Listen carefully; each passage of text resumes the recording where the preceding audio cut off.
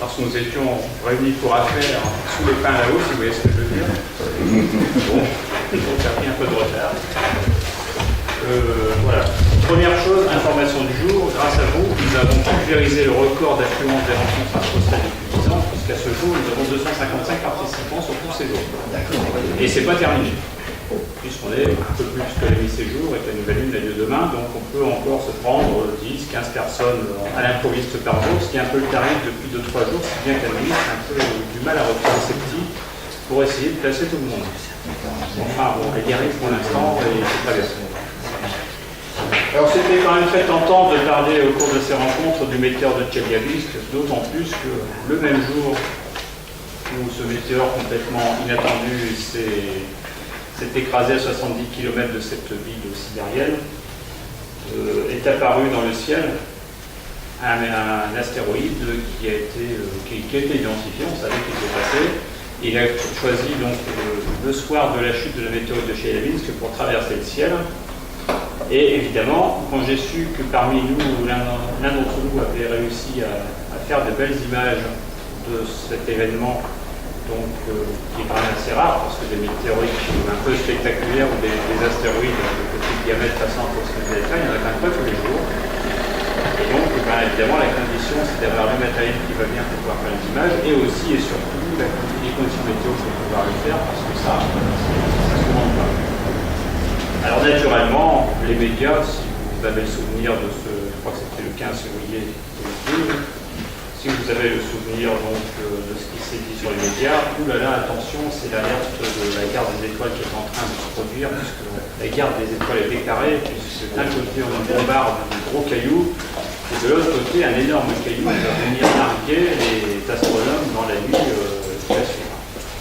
Alors au départ, évidemment, pour savoir si les deux objets étaient issus d'un atterrissage de leurs parents. Alors ça a été vite fait. Donc, puisque en gros Tcheliabinsk venait dans un sens et l'astéroïde dans l'autre. Donc c'était quand même difficile de les faire venir de la même origine en empruntant deux destinations différentes. Alors pour ce qui est de la météorite de Tcheliabinsk, qui est estimée à environ 17 mètres de diamètre, si tant est que ce soit un objet sphérique, on va dire 17 mètres de dimension et d'un poids d'environ 1000 tonnes, elle est arrivée comme un cheveu sur la soupe. C'est-à-dire qu'elle n'a pas été détectée avant. Les seules traces qu'on en a prises au-dessus de son entrée dans l'atmosphère, ce sont les traces des satellites météo qui ont enregistré son passage et son entrée dans l'atmosphère. Alors pour ce qui est de ce type de météore, le but du diaporama, comme je vais faire, c'est de vous montrer que finalement, ce n'est pas la première fois que ça arrive. Et ce n'est pas non plus la première fois qu'on en a des enregistrements vidéo. C'est vrai que pour Tcheliabinsk, ça a été particulièrement favorable, parce qu'il faisait un superbe beau temps le matin donc, de la chute. Et en plus de cela, compte tenu des accointances des compagnies d'assurance automobile russes à honorer leurs engagements, tous les automobilistes se sont équipés de webcam de façon à filmer l'accident pour qu'il n'y ait pas de contestation possible. Et de ce fait, les caméras ont aussi enregistré le météore. Donc ce qui veut dire qu'on a plus de 1500 enregistrements de ce météore, puisqu'il y avait pas mal de monde qui bougeait à ce moment-là sur la zone de Tcheliabinsk, puisque en fait, le météore est arrivé, on va dire, à l'heure de pointe du matin. Alors ensuite, il y a eu l'onde de choc. L'onde de choc qui a provoqué quelques petits dégâts du point de vue humain, au moins sur des blessures légères, simplement parce que quand les gens ont vu le météore, quand on dit météore, c'est le phénomène lumineux. Quand le phénomène lumineux est apparu, donc dans le ciel de Tcheliabinsk, les gens se sont précipités aux fenêtres et autres, et évidemment, ils n'avaient pas réalisé que l'onde de choc qui allait avec devait arriver une vingtaine de secondes plus tard. Donc ils étaient tous à leur fenêtre quand toutes les fenêtres ont volé en éclats. Donc ça a été quand même une explosion assez considérable. Il n'a pas abattu que des fenêtres, mais aussi quelques murs donc dans la ville, pour un météore qui, pour finir, a terminé sa course à 70 km de la ville. Alors si le météore était tombé sur la ville de Tcheliabinsk, évidemment la ville de Tcheliabinsk n'aurait pas disparu, mais ça aurait fait quand même une catastrophe assez majeure, avec pas mal de victimes, parce que il y a quand même une énergie dégagée lors de la chute qui était quand même assez colossale. Alors pour les personnes parmi vous qui n'auraient pas vu, mais je pense que tout le monde l'a vu, mais enfin on va quand même faire un petit rappel. J'espère que ça va marcher. En principe oui.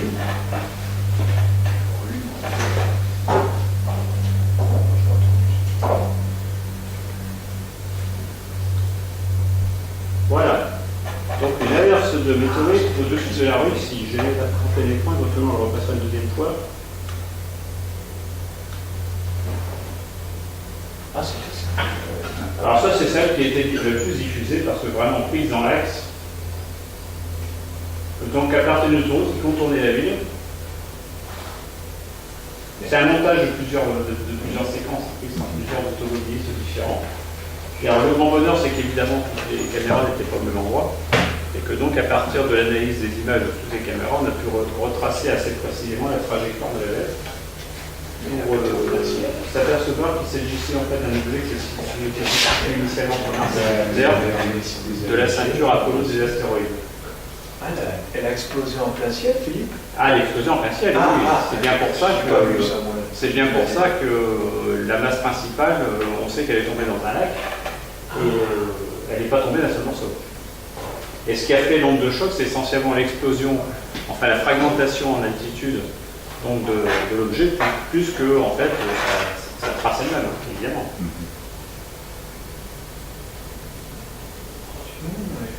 Alors, c'est la première fois qu'on arrive quand même à enregistrer aussi bien l'entrée d'un météore important dans l'atmosphère. Ensuite, je vous en passerai plusieurs autres, mais c'est quand même beaucoup moins lourd. Alors, ensuite, deuxième série de vidéos.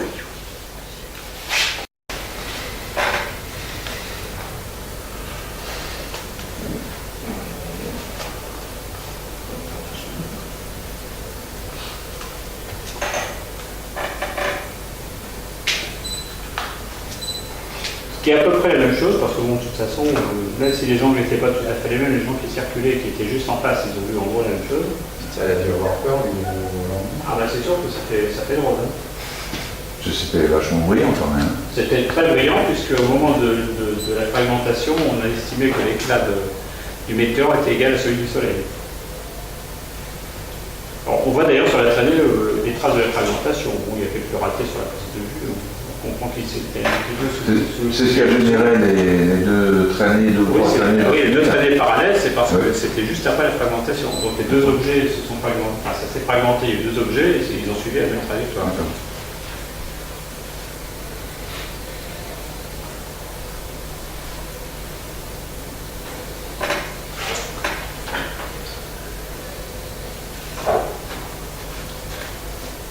Ensuite, il y a plein de gens qui, bien sûr, ont fait des images de la traînée qui est persistée pendant plus de 40 minutes. Vous voyez le petit météore qu'on voit ici, c'est pas grand-chose.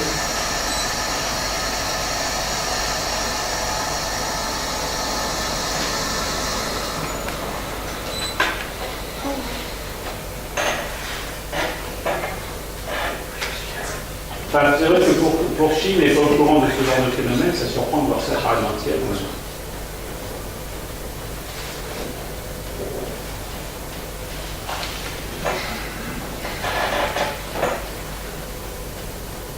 On va leur passer une petite fois pour le voir complètement. Voilà.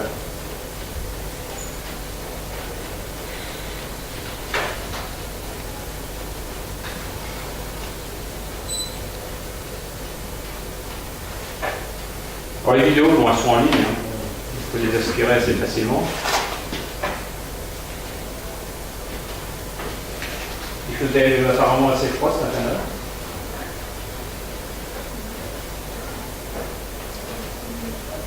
Et c'est presque une chance de l'avoir au lever du jour. Ah ouais, et surtout une chance de l'avoir eu avec un ciel aussi dégagé. Ah oui, aussi.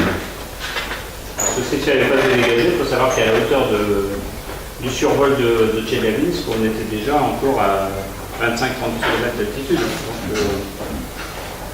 Donc en gros, s'il y avait une couverture de nuages, il y aurait le grand boom qui va surprendre tout le monde et rien eu d'autre. Alors c'est pas le bruit du météore de Tcheliabinsk, c'est le bruit d'un autre météore. Là, je ne sais pas si on place le micro sur le truc, on va le faire un essai.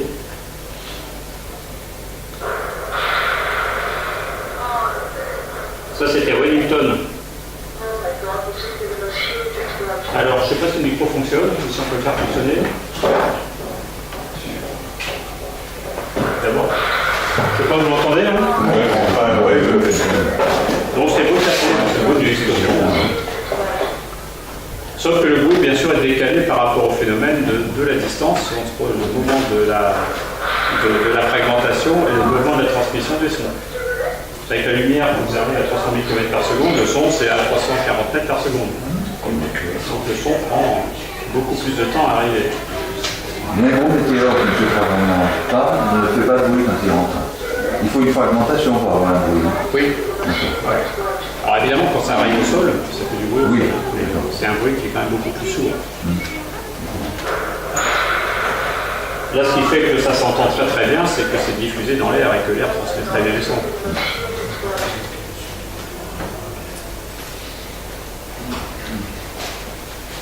Alors, la bête, en fait, voilà comment elle est arrivée. Hein. Donc, elle est arrivée donc,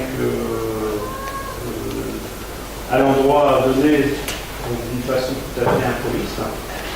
On a pu, par rapport aux divers relevés faits par les satellites météo, déterminer sa trajectoire proche, on va dire, et en fait, toutes les traces relevées au sol ont permis de déterminer sa trajectoire globale.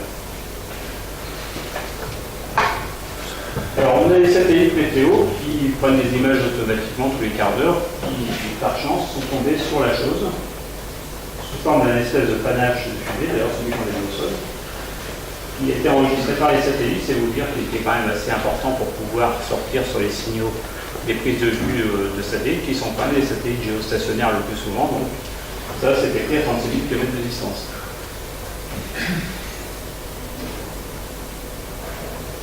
Alors là, on voit la d'autres, où là, on voit sur le terminateur de la Terre, ça c'est assez exceptionnel, on voit sur le terminateur de la Terre, donc cette espèce de traînée qui arrive dans l'atmosphère.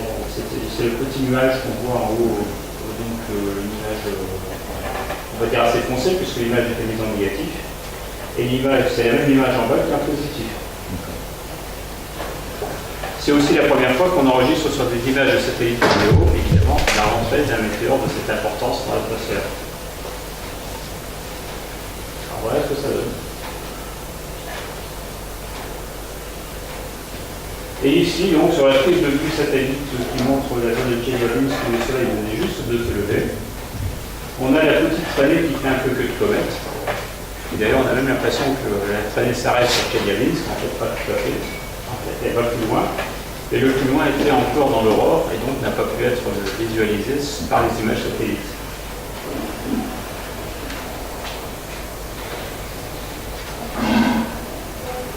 Alors, pour ce qui est de la trajectoire de la bête, donc par rapport aux divers témoignages visuels et vidéos surtout qui ont été ramenés, il y a une orbite minimale, une orbite maximale qui ont été établies, et donc une orbite moyenne qui fait que cet objet se balade entre Mars et Jupiter, se baladait parce qu'il existe plus entre Mars et Jupiter, sur une orbite quand même relativement excentrique, en faisant un objet de la série des Apollo, qui font partie des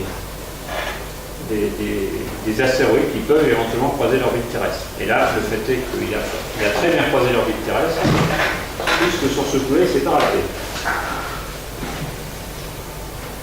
Donc, par rapport, en fonction donc, des distances de grand axe, de demi-grand axe des orbites d'astéroïdes, donc en fonction de l'excentricité de l'orbite, on arrive à déterminer plusieurs groupes d'astéroïdes. Et en l'occurrence, la météorite de Chelyabinsk, enfin l'astéroïde de Chelyabinsk, a été attribué comme étant faisant partie donc, des groupes Apollo en principe. Vous voyez, la trace est dans les Apollo, dans les points bleus. Alors, il y en a une autre, hein, évidemment. Une célèbre, la météorite de Peekskill, en 1992, tombée sur une voiture aux États-Unis. Alors, Hélène vous a dit que les météorites n'avaient jamais fait de mort par leur chute directe. Il y a quand même quelques témoignages qui laissent penser qu'il y a eu 5 ou 6 morts dans une chute de météorite en Chine il y a fort longtemps. Bon, ceci dit, la vérification de ce genre de fait n'est pas très facile à faire, mais en fait, c'est quand même consigné dans les tables des astronomies chinoises. Pour ce qui est de la météorite de Pexi, elle est tombée sur un soir, devant une petite villa où il y avait une voiture, celle que vous voyez, qui était garée. Et puis les propriétaires ont entendu un grand boom. Ils n'ont pas entendu des détonations préalables, alors qu'il y en a eu. Hein. Vous allez voir, on a la vidéo de la rentrée du météore de Pexi. Et quand ils sont sortis, ils ont posé leur voiture dans cet état-là. Ils ont appelé la police.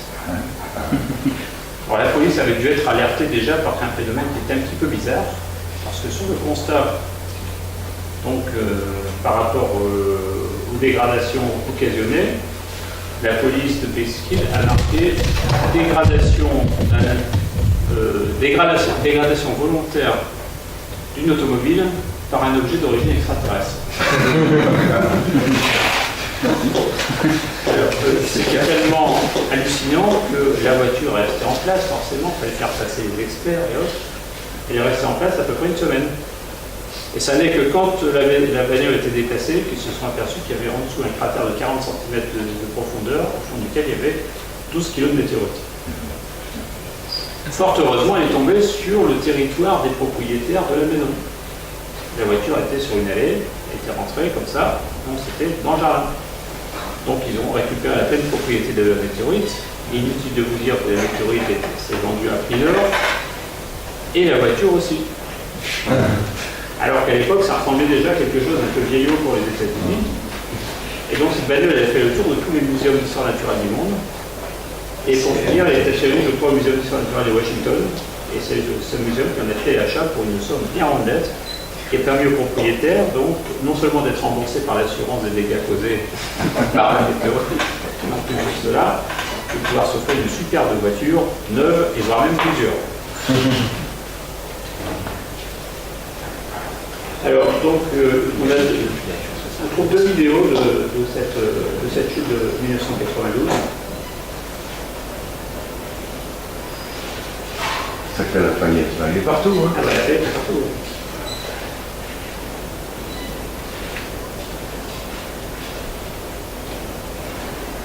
Voilà. Alors ça, c'était pendant un match de football américain. C'est quand même intéressant que dans cette ambiance lumineuse, quelqu'un se soit aperçu qu'il y avait un objet un peu bizarre qui traversait. Parce que là, vu depuis Lafayette, c'était qu'un objet bizarre qui traversait. Il y avait aucune fragmentation. C'est une vidéo qui est très technique.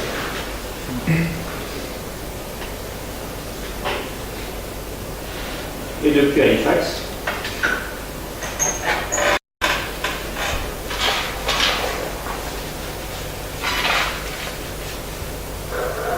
là, il y a le son à l'air. Il y a l'ambiance. Vous voyez qu'il y a des fragmentations. Alors, l'émoi de la population n'était pas du tout le fait du météore. Là aussi, c'était pendant une réunion publique. Et donc, c'est un vidéaste amateur qui a pris ça en disant tiens, ça c'est intéressant. Mais ça a buté personne sur place. Donc, ce qui montre bien qu'il doit y avoir des morceaux de textile qui traînent un petit peu partout dans la zone de la chute et que le seul morceau de 12 kg qui a été retrouvé n'est pas un morceau unique. Hein.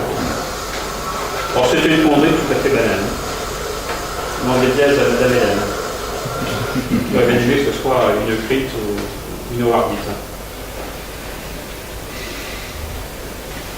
Alors, si on recule dans le temps, il y a cette vidéo hyper connue, je pense que vous l'avez déjà vue, mais on va la repasser quand même. Qui a été prise donc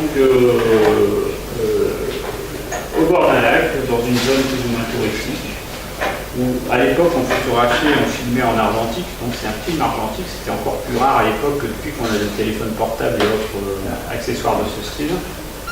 Et cette vidéo, c'était avant la chute de Chelyabinsk, c'est la plus explicite qui existait, retraçant la rentrée des météores dans l'atmosphère.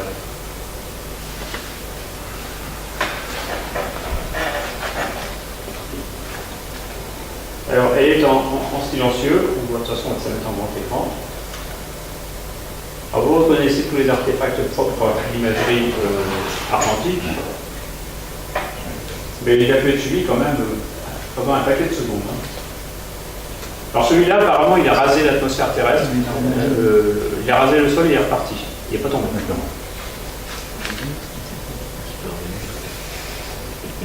Il a dû vaporiser un peu au passage. Là. Un tout petit peu, évidemment, il a dû en perdre un peu au passage. C'est une vidéo qui mériterait d'être traitée pour éliminer tous les artefacts. Ouais. Et on a réussi à connaître ça à l'honneur. Celle-là, non, parce qu'on n'a qu'une seule trace vidéo. Et à partir de là, on ne peut pas reconstituer une. Avec une seule, il en faut au minimum 3. Ah ouais, pour faire la triangulation. Pour faire une triangulation. Avec deux, on y arrive, mais enfin, c'est quand même très aléatoire.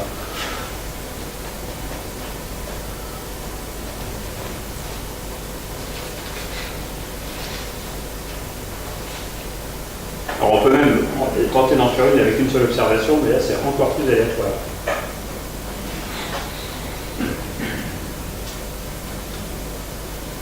Alors, il y a quand même une reconstitution qui a été faite, mais enfin c'est un objet un peu du même style que les autres. Hein. Ils sont tous issus de la ceinture principale donc située entre Mars et Jupiter.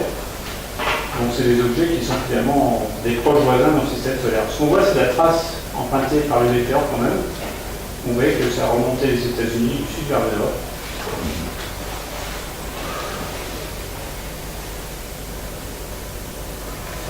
Alors ensuite, on a l'autre ici, c'est le météore de Kuiper qui est tombé le 7 avril 1959. Ce qui est intéressant, c'est qu'il soit tombé, certes.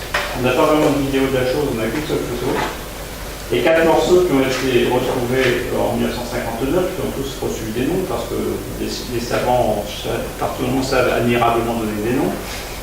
Donc, et surtout l'intérêt, c'est que ce météore est reparu, enfin des morceaux de la même météorite sont reparus donc, le 6 avril 2002, donc c'était en Autriche, et a fait l'objet d'une autre rentrée. Et une autre rentrée qui a provoqué, enfin qui a été suivie de la récupération d'échantillons. Et ces deux météores suivent exactement la même orbite. Donc en fait, c'est un objet qui se fragmentait il y a longtemps, qui a dû essaimer un petit peu partout sur son chemin. Et à chaque fois que la Terre croise l'orbite, elle peut s'en prendre. Alors ici, une hyper célèbre, où il y a eu beaucoup de témoins, c'est la chute de Chicotaline en 1947. C'est une chute sibérienne qui était tellement médiatisée à l'époque qu'elle a fait l'objet de l'apparition d'un timbre-poste. C'est une météorite métallique pour laquelle il y a beaucoup de témoignages qui ont été relatés par rapport à l'arrivée de la chose et qui a intéressé donc l'extérieur, la banlieue de la petite ville de Chicotaline, qui est une région très montagneuse et très arborée. À tel point qu'on retrouve encore des morceaux de météorites fichés dans les troncs d'arbres. Pas sur place parce que ça a été récupéré par les marchands du temple, évidemment, mais enfin, on pouvait encore récupérer des morceaux de météorites inclus dans les troncs d'arbres de la chute de Chicotaline de 1947. La Chicotaline, c'est une très belle météorite qui, en plus de ça, ne s'oxyde pas. Ce qui est quand même intéressant pour une métallique. Donc, si vous voulez commencer une collection de météorites, c'est un excellent plan. Il y en a deux formes, ce sont des formes qui ont été torturées par l'atmosphère, c'est celle qui est présentée, avec quelques qu'on avait déjà réglées. Et puis il y a les formes explosées, qui sont des formes qui ont explosé en basse altitude, parce qu'apparemment il y a des gros morceaux qui sont allés en basse altitude, qui ont explosé au contact de la basse atmosphère et qui eux sont tombés tels quels. Ça fait un peu comme des éclats de boue.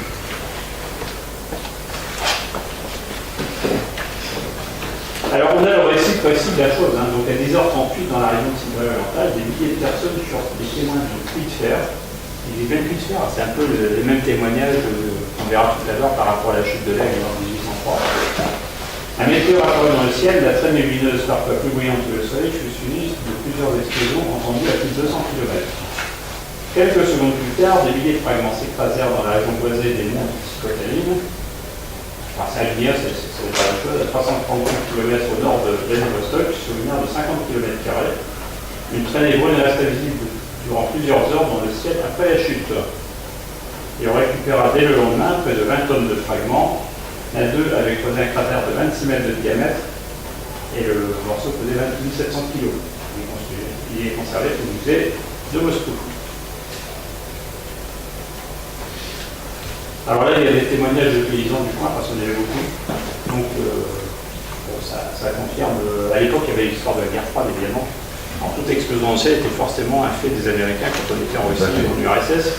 Et ça aurait été l'inverse aux États-Unis, ça aurait été un fait des Russes.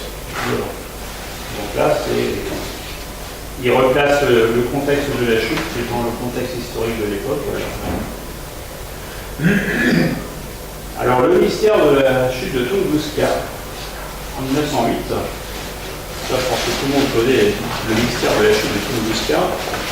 Donc, le 30 juin 1908, est apparu, était ressenti et entendu une très violente explosion donc en Sibérie, mais dans une zone complètement inhabitée, suivie durant quelques jours, un peu partout dans le monde, d'une électroluminescence du ciel.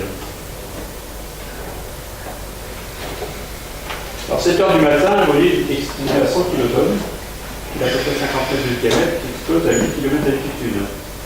Évidemment, ça sous-entend qu'au sol, il y a une vaporisation complète de l'objet et il n'y a pas eu de morceaux récupérés au niveau du sol en tant qu'objet, on va dire, physique. Donc, une énergie libérée colossale, qui rase la taïga sur 45 km à la ronde et sur le nombre de jours ressenti à plus de 600 km de distance. Et évidemment, à 20 km donc, de l'impact, il y a eu un tel échauffement de la température, une telle augmentation de la température que tout a été calciné sur place à 20 km de l'impact de l'épicentre du phénomène.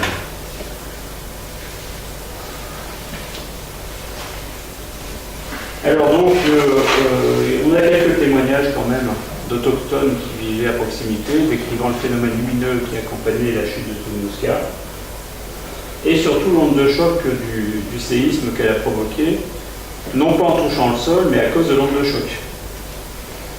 Alors, le seul problème, c'est que la première mission qui est allée sur place pour faire des images du champ de bataille et faire éventuellement quelques prélèvements, elle est arrivée sur place en 1927, c'est-à-dire un certain nombre d'années plus tard. Donc, retrouver des éléments probants, patents, signant la nature extraterrestre et météoritique de la chose, ça n'a pas été évident. Jusqu'au moment où a été, en gros, suspecté comme étant provoqué par la chute de la météorite, donc un petit lac qui fait 2-3 km de diamètre, et la présence de petites billes de ferro-nickel dans lesquelles a été retrouvé un taux d'iridium important. Donc c'est ça qui a permis de signer l'origine météoritique de la chose. Alors maintenant, quel type de météorite? Alors quel type de météorite? C'est là que les Athéniens s'atteignirent pendant de très nombreuses années. Il n'empêche qu'on ne peut pas s'empêcher de penser qu'il s'agissait d'un petit milieu de comète, puisque premièrement, il n'y a pas eu d'inclusion massive de la matière de météorite dans les matériaux au sol, donc recueillis, puisqu'il n'y a pas eu de fusion des matériaux, il y a eu simplement onde de choc et déplacement de matériaux. Et deuxièmement, la présence de cette électroluminescence du ciel pendant plusieurs jours un peu partout sur Terre, en particulier à Londres ou à Paris, laisse à penser que ce qui s'est en gros dilué dans l'atmosphère, c'est évidemment la queue de la comète. Alors c'est pareil, il n'était pas du tout annoncé, encore moins à l'époque que maintenant. Alors la chute de la météorite de l'Aigle, ça je pense que vous en avez déjà entendu parler, c'est une chute qui est intervenue le 26 avril 1803, pour lesquels on a pas loin de 2000 témoins. Elle est intervenue en Normandie, donc pas loin de la ville de l'Aigle, qui est dans le Perche. Et cette pluie de cailloux a été suivie d'une abondante récupération des morceaux, en sachant que des gros morceaux, il y en a pas beaucoup. Les plus gros morceaux d'aigle qu'on peut trouver, c'est de l'ordre de 80 à 100 grammes de poids. Et tout le monde en a reçu, et tout le monde en a récupéré. Alors, donc, le poids de la chute qui est estimé d'environ 4 tonnes, on en a récupéré pas loin de 40 kg. Ça veut dire que le reste est bien passé quelque part. Alors, le quelque part, il y a une grande partie qui a été récupérée en tant que souvenir et qui se passe d'héritier en héritier, donc il n'est pas exclu quand on se balade dans la zone de l'Aigle de pouvoir récupérer ce crochet de repenteur. C'est compliqué, mais ça peut arriver parce que maintenant ils sont de plus en plus avertis, donc quand ils récupèrent ce genre de choses qu'ils appellent carillon, c'est carrément qu'ils se chargent de la chose de trésor. Mais avant, il y avait possibilité.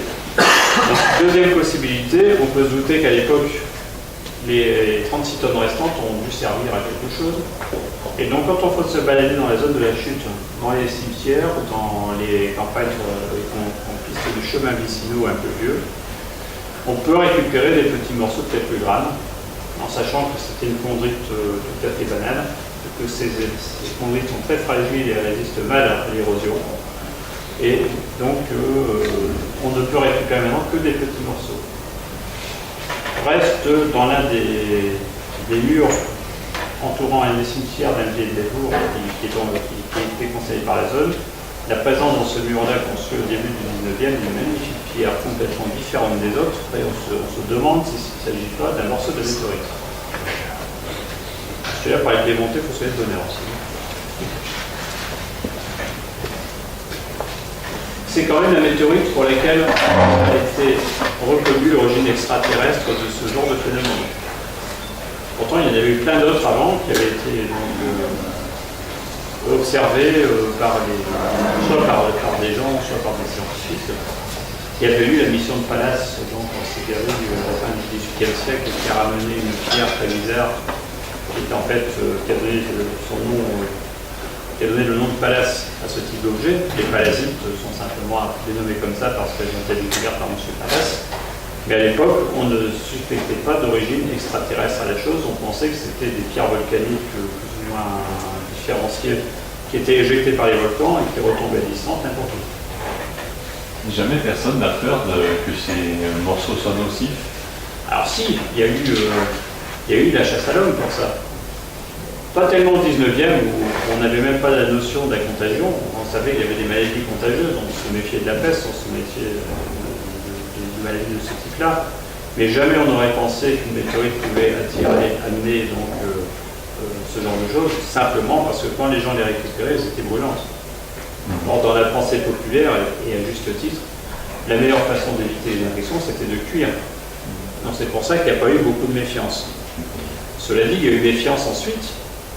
Simplement, si on prend l'épisode du retour des missions Apollo, la mission Apollo 11, qui a duré pas grand-chose de temps en marche sur la Lune, 3h30 à peu près, quand les 3 astronautes d'Apollo 11 sont revenus sur Terre, ils ont été gardés en quarantaine pendant, peut-être pas 40 jours, mais enfin presque. Donc ça veut dire que le niveau de méfiance s'est surtout appliqué par rapport à des risques de contamination dans des milieux qui n'étaient pas surchauffés. Donc là, à l'époque, c'était pas vraiment leur problème, d'autant plus qu'au début du 19e, les modes de transmission des infections, c'était surtout par l'effet avéré des grandes épidémies. Il était aussi déjà avéré qu'à l'époque, en chauffant les instruments et autres, on palliait à toute source de diffusion des épidémies. Donc en fait, ils trouvent un objet archi-brûlant, ils se disent, de toute façon, il n'y a pas de danger, il est archi-brûlant. Alors, la zone de l'Aigle, c'est une espèce d'ellipse. Alors, elle a été mandatée sur place un grand scientifique de l'époque, qui était Jean-Baptiste Biot, dont vous avez peut-être déjà entendu parler, qui était un mathématicien du début du XIXe siècle. Et c'est lui qui a rédigé le rapport qui laisse supposer que compte tenu de la forme elliptique de la chose, compte tenu des différents angles d'attaque du météore par rapport à ce que lui avait recueilli, parce qu'il a été questionné tous les témoins de la zone, et même bien au-delà de l'Aigle, c'est lui le premier qui a utilisé la méthode de triangulation pour essayer de donner une origine dans l'espace à cet objet qui était évidemment de la même famille que les autres, donc juste circulant entre Mars et Jupiter, issu de la ceinture principale d'astéroïdes, et se détachant donc de la ceinture à la faveur d'une perturbation gravitationnelle. Je crois que Biot d'ailleurs a pu identifier ces perturbations entre Mars et Jupiter, et qui était à l'origine de la chute. C'était quand même pas mal de déduire tout ça en 1803 quand même. Alors bon, voilà le monsieur en question. Voilà. Si on recule un petit peu dans le temps, on va faire un saut de quelques siècles. On retrouve la fameuse météorite préférée d'Hélène, à savoir Hendisheim, parce que sa famille est native de la région de Hendisheim. Donc en 1492, c'est pas tout à fait par hasard, la découverte, on va dire de l'Amérique, mais surtout de Cuba, donc par Christophe Colomb et ses 3 caravelles, la Santa Maria, la Vinta et la Lima. Donc est tombé quelque chose qui a laissé quand même beaucoup de témoins, parce que la zone était déjà bien habitée à l'époque.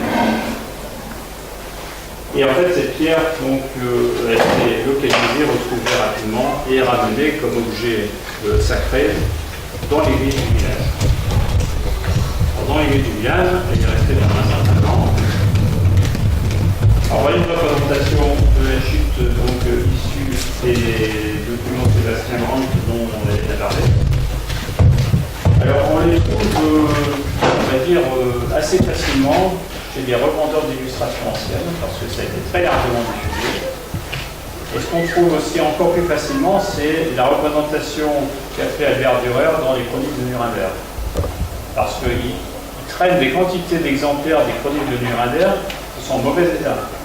Quand c'est comme ça, les bouquinistes, ils n'y vont pas au sentiment, plutôt que de faire restaurer l'objet. Ils se disent finalement, en vendant les pages en pages volantes, je me ferai plus d'argent que de vendre le volume en mauvais état. Et c'est comme ça que des quantités d'exemplaires des chroniques de Nuremberg se retrouvent en pièces détachées sur le marché des documents de collection et qu'on peut retrouver à vil prix, c'est-à-dire beaucoup moins cher qu'un exemplaire, même en mauvais état des chroniques de Nuremberg, mais en tout cas beaucoup plus cher qu'une simple page photocopiée.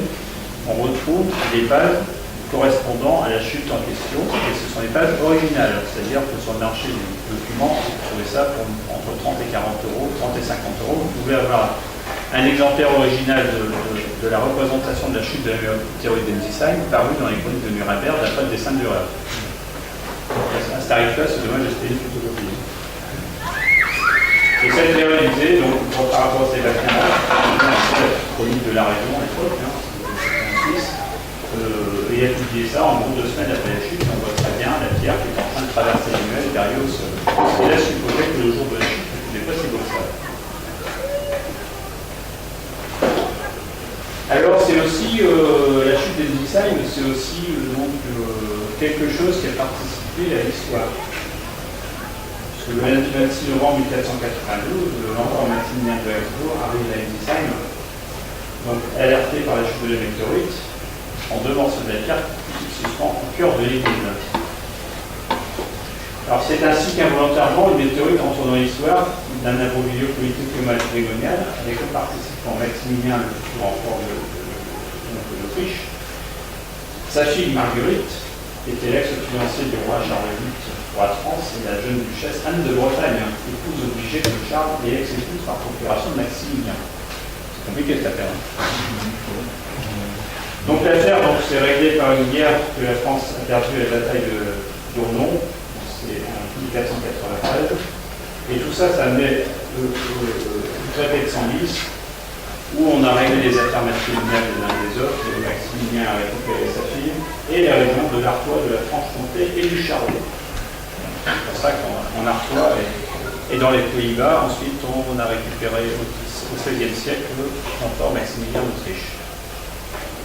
Maximilien d'Autriche qui avait envoyé dans la région un de ses surintendants qui s'appelait Jean de Carondelet, qui était en gros chef du conseil privé de Flandre donc, pendant la première période, et son fils a pris la suite, donc courant du XVIe siècle.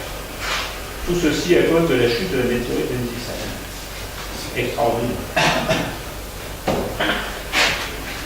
Alors, si vous voulez récupérer des morceaux de la météorite d'Ensisheim, c'est possible.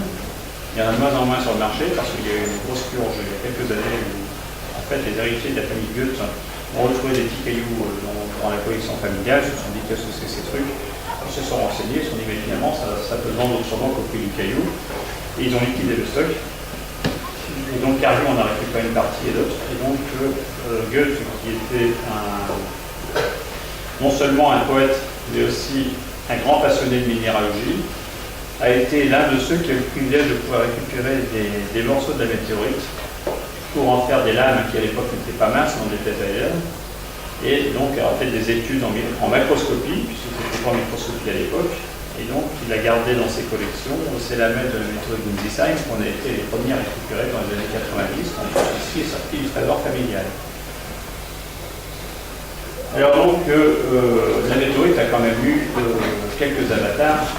En 1492, quand même, elle a quand même rétréci au lavage. C'est pas la seule. Donc, la Révolution française passe en Alsace en 1794, et évidemment, elle est saisie comme bien national. Et puis, sous ces pièces, elles sont transportées à Colmar. Et c'est dans cette période-là que les scientifiques ont pu en avoir des morceaux, et d'autres, en Goethe. Et en fait, Ensisheim retrouve son caillou.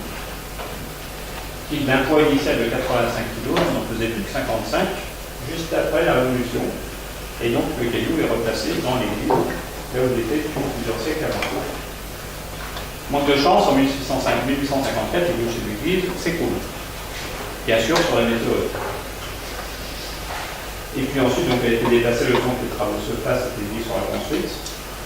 Et en fait, sur cette chute du clocher de l'église, elle n'a pas perdu grand-chose, puisqu'elle faisait 55 kg avant, et elle en faisait 53 800 après. En gros, il y a eu quelques miettes, quelques émetteurs qui se sont perdus donc, dans la bagarre. Et ce n'est pas un cas unique. Hein. Il y a des météorites qui sont propriétés et stockées dans des édifices municipaux. On en connaît une dans le nord que je ne citerai pas parce que la caméra me surveille. Enfin, chacun reconnaîtra les siens. Il y a une météorite dans le nord qui est entreposée à l'hôtel de ville de Lille, qui régulièrement est débitée d'une partie de son contenu pour financer certaines agapes lors des changements de mer. C'est sympa, ça nous permet d'en récupérer. Alors ça, c'est une représentation, de Mélancolia de Dallaire Durer, qui représente de façon un peu imagée l'arrivée de la lettre. Ça, c'est une autre représentation où là, carrément, c'est le qui arrive dans le champ. C'est un peu trop imagé. Tout ceci pour repartir dans le temps et tomber 50 000 ans en arrière sur le fameux météore cratère qui est tombé en Arizona, pas très loin d'une petite ville qui a connu ensuite un destin astronomique, à savoir la petite ville de Flagstaff. Petite question, qui a déjà eu l'occasion de voir le météore cratère? En direct? En direct, en vrai. Alors, surtout, allez-y, ça vaut le voyage. Ça vaut le voyage, en plus il n'y a pas que ça à voir dans la région. Il y a la forêt pétrifiée pas loin. Sur la route qui va à la forêt pétrifiée, il y a quand même sur 150 km, trois endroits où sont tombés des météorites. Ou au moins ont été retrouvés des météorites. Le météore cratère, donc il est en gros une trentaine de kilomètres au sud de Flagstaff, au sud-est de Flagstaff. Quand on prend la route qui va vers Albuquerque, qui est l'ancienne route 66, qui maintenant s'appelle malheureusement je ne sais pas quoi, on passe tout près d'un petit village qui s'appelle Winona, qui n'est pas loin d'ailleurs du météore cratère. Winona, c'est une quinzaine de kilomètres du lieu de chute du météore cratère, où on a retrouvé, il y a environ 20 ans, une météorite absolument extraordinaire, puisque c'est une urélite, dans une tombe précolombienne, donc comme objet sacré. Et ensuite, si on continue un petit peu plus et qu'on va vers Albuquerque, et donc juste avant la forêt pétrifiée, qui est un endroit absolument fabuleux, on trouve une autre ville qui s'appelle Holbrook, où est tombé, je crois, en 1868, pas loin de 3 tonnes de petits cailloux. Et quand on va faire les revendeurs de cailloux à Holbrook, parce qu'il y en a des quantités, parce que c'est une région où on trouve du bois pétrifié, quand on questionne les gens en disant est-ce que vous avez de la météorite, non, on n'en a pas, et quand on fait le tour de leur rayon, on en trouve toujours. Et c'est comme ça qu'on peut encore en récupérer. Maintenant, on peut dire à peu près au prix du caillou. La dernière fois, c'était il y a 3 mois, donc c'est encore actuel. Alors, pour revenir au météore cratère, c'est quand même donc, le seul exemple existant sur Terre d'un cratère météoritique créé donc, il y a finalement pas si longtemps que ça, et qui a laissé suffisamment de traces non érodées pour montrer en gros quel était le phénomène de chute météoritique donc, sur Terre. Alors on va dire que c'est un objet qui est hors bombardement donc, précoce, puisque là on est à 50 000 ans, c'est vraiment un échappé qui est tombé là, qui a provoqué un cratère de 1200 mètres de diamètre et d'environ 180 mètres de profond, ce qui fait un objet qui devait faire entre 50 et 70 mètres de diamètre, si on parle en diamètre, et qui a provoqué, au début du XIXe siècle, une exploitation minière. Parce qu'à l'époque, on pensait que pour creuser un trou comme ça, la matière qui avait creusé ce trou devait bien se trouver quelque part. Alors, on avait déjà bien retrouvé tout autour des morceaux de météorites.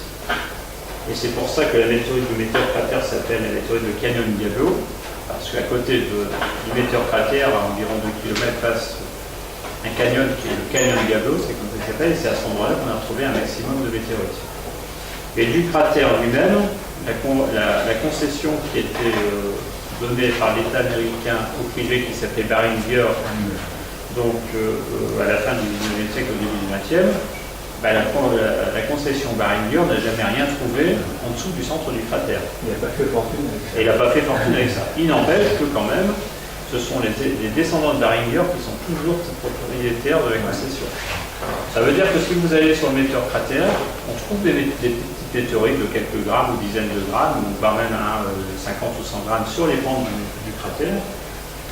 Vous pouvez les récupérer à condition de faire les idiots. À condition de faire les idiots. Voilà. Parce qu'en gros, les Américains sont des gens qui sont foncièrement honnêtes. Si vous n'avouez pas que vous avez volé, c'est que vous n'avez pas volé. En gros, c'est leur raisonnement. La concession, bon, elle est ouverte, elle n'est pas clôturée. Le jour, il y a un vigile qui fait le tour du cratère. Sachant que la base du cratère fait à peu près 4 km de diamètre, le tour du cratère par épée se fait à peu près 12 km. Puis 3-4 puis fois D. Il suffit simplement de laisser partir, de rentrer sur la piste, en laissant un petit peu à distance, d'avoir à portée de main un sac avec quelques bricoles noirâtres qu'on récupère, c'est pas difficile à trouver à cet endroit-là, et un deuxième sac bien planqué où vous avez les objets recherchés. Alors, donc, le temps qu'il fasse le tour de la concession à petite vitesse, il en a à peu près pour 20 minutes. Donc, ça vous laisse un quart d'heure pour agir. Et quand bien même il vous rattrape, vous ne savez pas, on vient de France, c'est cela, on ne connaît pas l'anglais, enfin, bref, on vous rend ce qu'on a pris, à savoir le sac avec les titres. C'est comme ça qu'on peut se faire un début de collection de météorites. Parce que bon, c'est quand même assez scandaleux qu'on fasse un du commerce avec ça.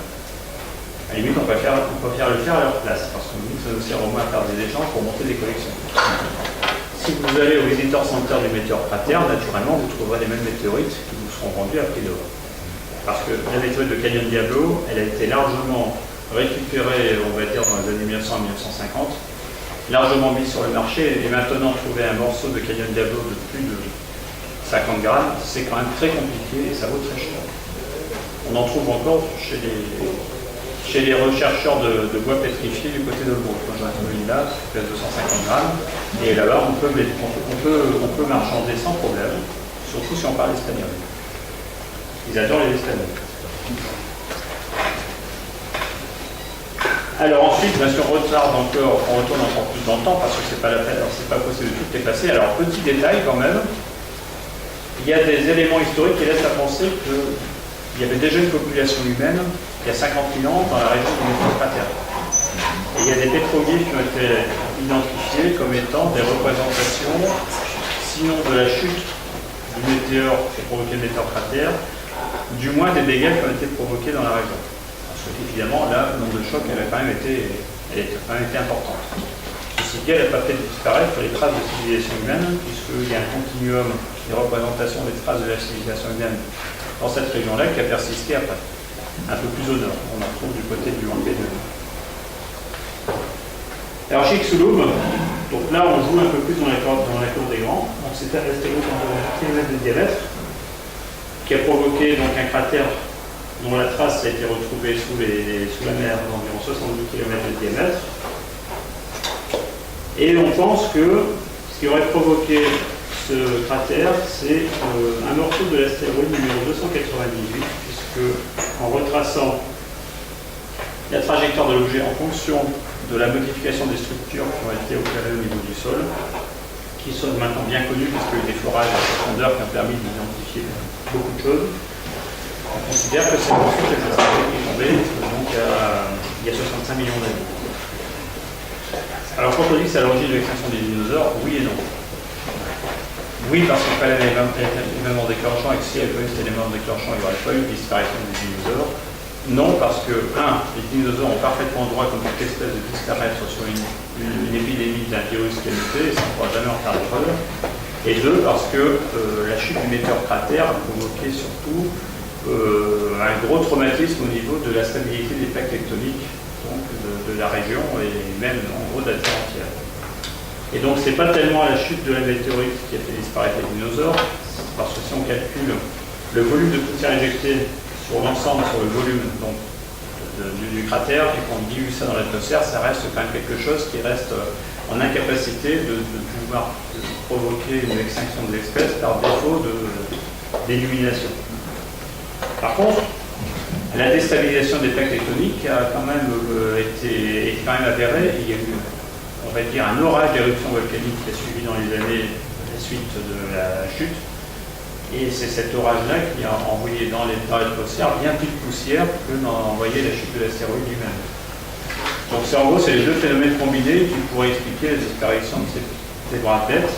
En tout cas, on ne peut que saluer la chute de la météorite de Chicxulub, parce que sans la disparition des dinosaures, on peut certainement que les mammifères et les primates n'auraient pas pris le pas sur la faune de la planète, et que donc les humains ne se seraient pas développés. C'est ce que produisait les éruptions au Krabi-Vega en Inde, c'est ça? Oui, c'est ça. C'est à cette époque-là. Alors, bon, des éruptions fabuleuses, il y en a eu d'autres. Hein. Oui. Si on prend l'histoire, la période historique, il y a l'éruption du Santorin, donc, qui est quand même regardée comme étant celle qui a inspiré largement les textes de l'Ancien Testament. Parce que la traversée de la mer de Galilée, on peut expliquer ça que par un tsunami, c'est-à-dire par le retrait de l'eau avant l'arrivée de la vague. Et ça correspond parfaitement à l'époque où il y a eu la plus grosse éruption du Santorin, qui a effondré le centre de Santorin, où on suspecte fort que se trouvait l'Atlantide. Donc en gros, l'Atlantide, jusqu'à peu du contraire, se situe dans la mer Méditerranée, en dessous du site d'effondrement de la caldeira du Santorin. Ensuite, il y en a eu d'autres. Hein. Si vous prenez par exemple l'éruption du Krakatoa, 1883. On a fait dire beaucoup de choses du point de vue astronomique à l'éruption du Krakatoa, en particulier qu'elle aurait éjecté des quantités de poussière dans l'atmosphère qui auraient provoqué le caractère sombre des 2 éclipses totales de lune qui ont lieu dans l'année qui ont suivi. Alors là, on va dire des idées reçues à la lumière, parce que si vous prenez le volume de poussière qui a été éjecté par le Krakatoa, ça va 100 km3. Que vous diluez ces 100 km3 partout sur la Terre, même sur une atmosphère qui vous réduisez à 2 km d'épaisseur, pour le calcul, la concentration en poussière du Krakatoa par mètre cube d'atmosphère était inférieure à 0,001 ppm. Alors on voit mal comment une concentration de poussière aussi faible aurait pu avoir une quelconque influence lumineuse sur l'aspect des éclipses. Et ce d'autant que la première éclipse qui a eu lieu après l'éruption, qui était aussi une totale, elle était claire. Donc, au moment où elle a eu lieu 3 mois après l'éruption, ça laisse quand même du temps aux poussières de se répartir dans l'atmosphère. Malheureusement, cette éclipse, elle était claire. Pas de chance. On s'est empressé de la passer sous le tapis et de faire comme si elle n'existait pas. Et ensuite, les 2 autres éclipses ont été sombres, effectivement. Elles ont été retirées d'ailleurs de la brillantissime étude d'André Danjon par rapport à la corrélation qui était supposée entre la brillance des éclipses et l'atmosphère, parce que celle-là ne collait pas. Donc, c'est lui qui a attribué l'affaire du poussière du Krakatoa. Sauf que ces 2 éclips-là, comme toutes les éclipses sombres qui sont survenues en Afrique, sont des éclipses qui ont eu lieu alors que la Lune était au plus près de la Terre. Et qui, en plus de ça, c'était des éclipses totales longues. Donc elles étaient très centrales, donc la Lune est passée très près de la Terre et sur l'axe de longue occasion. Tout ce qu'il faut pour faire des éclipses sombres. Vous voyez comment la science peut être arrangée à la sauce de l'intuition d'une personne. Alors comme la personne avait une aura scientifique absolument incontestée, tout le monde a reçu un cœur sans sauver de sauf nous.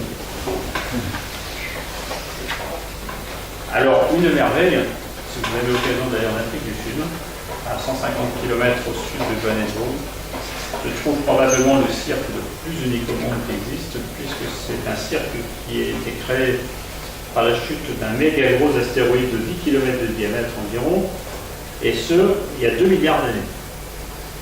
Et bien que l'affaire soit tombée il y a 2 milliards d'années, il y a toujours des traces au sol. Et un peu plus que des traces microscopiques. Quand on rentre dans la zone de Brexford, il reste encore 2 remparts de montagne, 2 demi-remparts de montagne, dont certaines font 300-400 mètres de hauteur. C'est un impact qui a été repéré par les images satellites dès les années 60, images de Landsat. Le seul souci, c'est que pour fixer l'épicentre d'un tel cataclysme géologique, c'était pas évident, et en gros, personne n'avait identifié la zone centrale, donc l'impact où on pouvait éventuellement trouver des traces avérées de d'un gros échauffement et d'un gros choc des roches terrestres au contact de l'objet. En sachant que plus l'objet est gros, moins on retrouve de matière au sol. On retrouve de la matière mélangée, ça s'appelle de la brèche d'impact. Grâce à Madame Hélène, toujours la même, grâce aussi à l'éclipse du 4 décembre 2002, qui nous a emmenés à Troyes avec René Verso à la frontière du Zimbabwe pour aller assister à un superbe spectacle, on avait mis dans le cahier des charges du voyage, on était qu'à Troyes, donc on avait liberté de mouvement complète d'aller ausculter le cirque de Bradford. Et par chance, Madame Hélène a réussi à nous emmener sur la zone présumée de l'épicentre du cratère. Dans cette zone, on a réalisé des prélèvements qui, bien sûr, sont partis pour certains d'entre eux au Muséum d'histoire naturelle de Paris et qui, pour certains d'entre eux, sont partis chez les lamellistes préférés de notre dame aux météorites. Et dans les lames donc réalisées, on a trouvé des éléments qui étaient des éléments liquides inclus dans la roche et dans lesquels il y avait du gaz.